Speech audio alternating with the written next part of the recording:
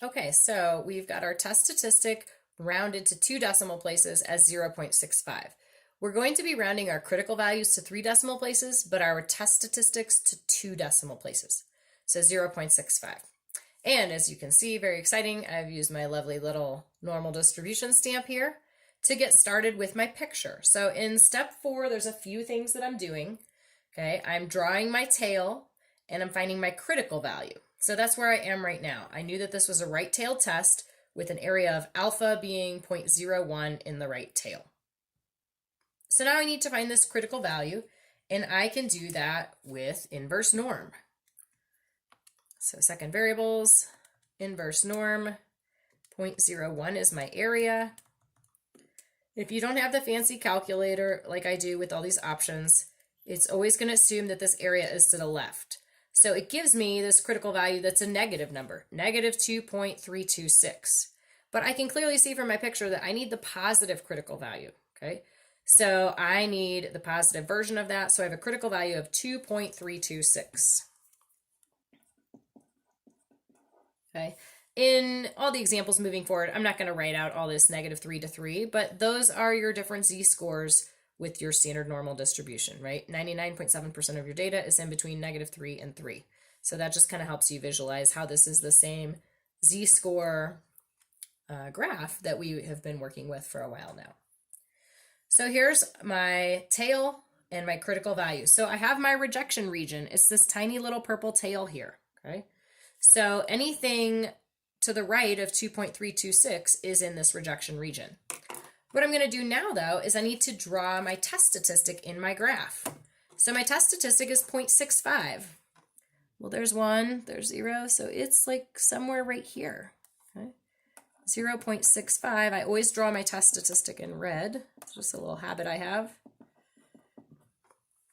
So now the question to ask myself is, did the test statistic fall inside of the rejection region? And the answer is no. Okay, so this helps me come up with my decision. The test statistic is not in the rejection region. So the conclusion is that we don't get to reject. So we fail to reject the null hypothesis. Okay, that's kind of the decision. That's the shorthand way of saying what you've come up with. In step 5, we're going to write it out formally so that it makes sense in the context of this question about Lipitor. But for step 4, that's basically what we're looking at. Did your test statistic fall like in on top of or in one of your tails that was shaded? In this one, we just had one tail. And the answer is no, it did not. The test statistic was here in the white space. So it's not in the rejection region, so we fail to reject H sub 0. So then now, step 5 is where I tie all my computations together, and I basically take it back to what we were initially curious about. So since we failed to reject, that's like the bummer, right? So you couldn't really show that P wasn't 0.019, so you didn't really support your claim here. So there is not sufficient evidence to support the claim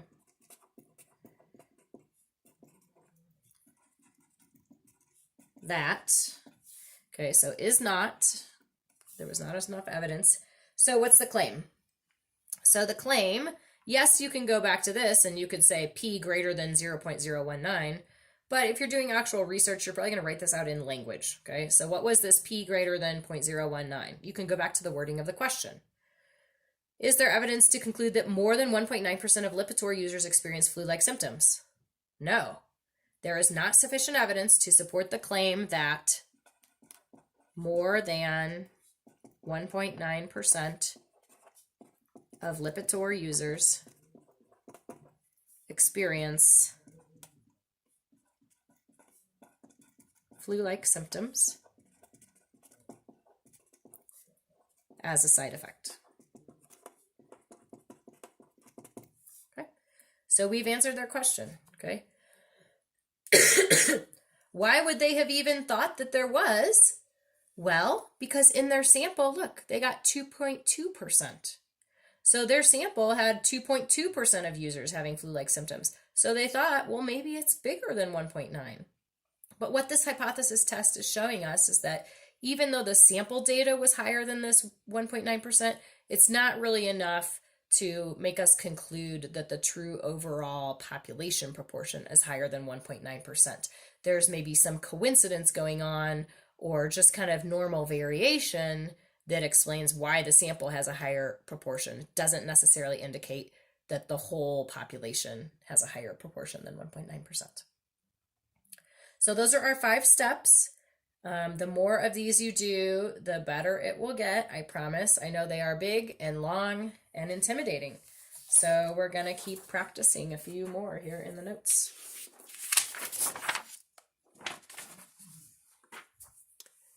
In 2014, 52% of parents of children in high school felt it was a serious problem that high school students were not being taught enough math and science. A recent survey found that 256 of 800 parents of children in high school felt this was still a problem. Do parents feel differently today than they did in 2014 using alpha equals 0.05? Okay, so what do we know? The year 2014, not super relevant in our calculations. Okay, good for context, but not going to be part of our calculations. The 52% is kind of that given value, what we knew before, what we thought was the status quo. That's our P. Okay, they're telling us of all the parents, 52% of them had this concern, so that is our P. From P, we can get Q. Q is 1 minus 0.52, or 100% minus 52% is 48%. It's our 0.48. A recent survey found that 256 of 800 felt this was a problem. So now we've got a survey with 800 parents, N is 800, and 256 of them belong in this certain category, this category of parents who thought there was a problem. So that is our X. And from our X and our N, we can calculate the sample proportion. P hat is X over N. So 256 over 800 is 0.32. And we have an alpha of 0.05. So step 1 is to write our hypotheses. Because we're in 10.2, everything's going to be a proportion, but you can always kind of think about the idea when they get mixed up later. If it's an average, a mu, they'll say the word average or the word mean. If it's a proportion, you can think, oh, those are very often shown as percents or decimals. So we're going to have an H0, a null hypothesis, and an alternate hypothesis. So the given value was 52. So at some point, 52% of parents thought it was a problem. What's the question? Do parents feel differently today than they did in 2014? Okay, so it doesn't say, is it more or less parents? It says, is it different? So they just want to know, has the social landscape changed in this regard? Okay. Do parents feel differently? Well, what happened in their survey? In their survey, only 32% of parents felt it was a problem, right? So 32% is a pretty big difference from 52%. So maybe we're going to be able to show that it's, it shouldn't really be 52% anymore. Maybe it's gone down. Maybe parents don't care as much, or maybe the schools got better at teaching math and science. So what we're looking at is, do they feel differently? So the not equal sign is our indication of the feel differently. So this is the claim. And now this is a two-tailed test. Step 2, boring. Alpha, our level of significance is 0.05. Step 3, test statistic.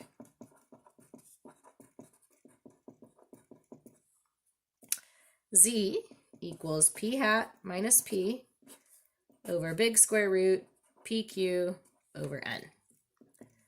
P hat is 0.32. P is 0.52. P times Q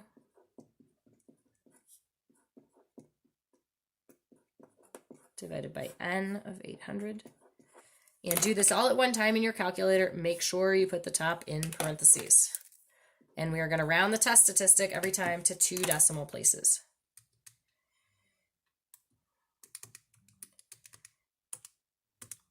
Don't forget your division sign. Big square root.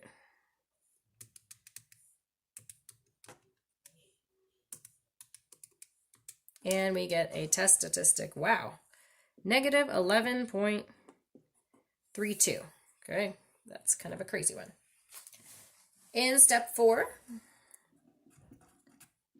we're going to do our critical value approach.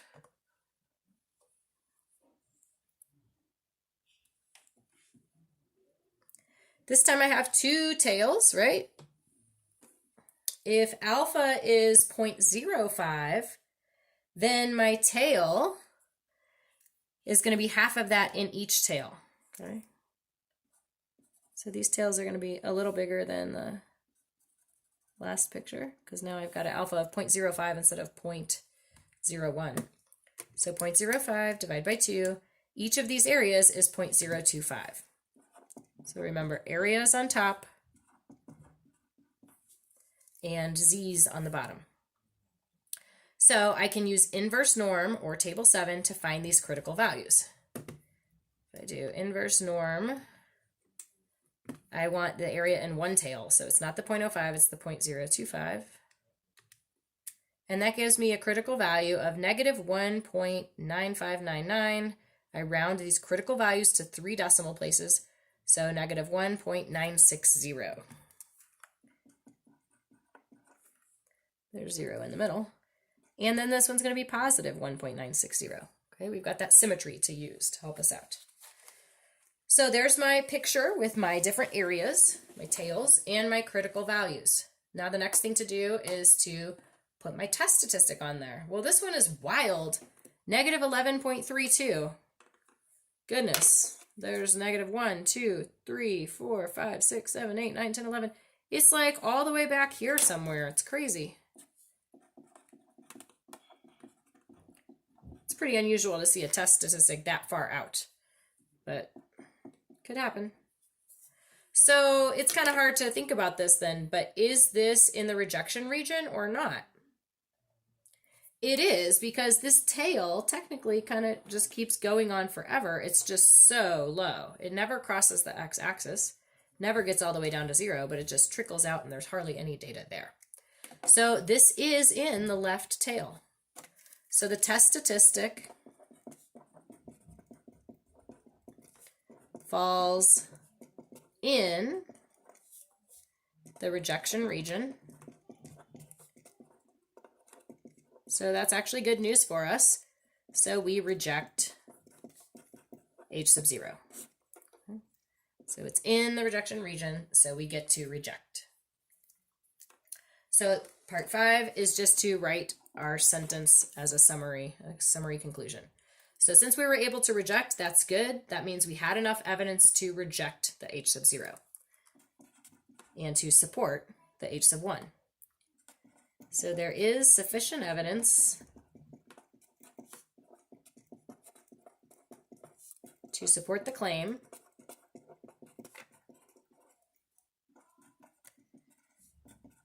that, okay, so there is evidence. What's the claim? The claim was this, that parents feel differently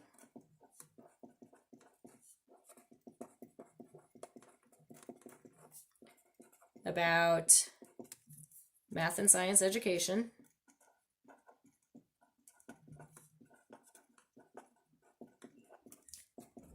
than they did in 2014. Okay, I know after all the work of these 5 steps, sometimes your brain is a little bit fried by the time you get to part 5, but I want to stress the value and importance of step 5. This is really where you're coming back and you're saying what the result was, okay? So it does need to be in the context of the question. A lot of times you can just go back to the question and steal the wording right from there, but do your best to make sure that this kind of is a sentence that makes sense, okay? Make sure it's something like it would sound normal if you spoke it to someone. Okay, so that can be a little bit of a challenge, but be aware of that and try to do your best there on part 5. So remember the claim, it's a is or is not, and then you're talking about supporting the claim. Either there is enough evidence to support the claim or there is not. Since we rejected, there is evidence to support the claim. And so you can go back to the hypothesis to see what the claim was, but I don't want to just say to support the claim that P isn't 0.52. I want to say what that means in terms of this question. Okay. And so we've now practiced one of each type. Okay, so we've practiced a single tail test. We had a right tail test in our page 10 example, and then we've got a two-tailed test here on page 11. We are going to skip page 12 and leave that for question and answer time, either in classroom or via discussions. Later, I'll post a video with the solutions for you, but we're going to leave out some of these examples in the lecture notes. So I'm going to end this video here, and in our next video for 10.2, we're still in 10.2, we're going to look at the p-value approach for this step 4. So we've looked a little bit about the critical value. Now we're going to look at how the p-value approach works. Bye.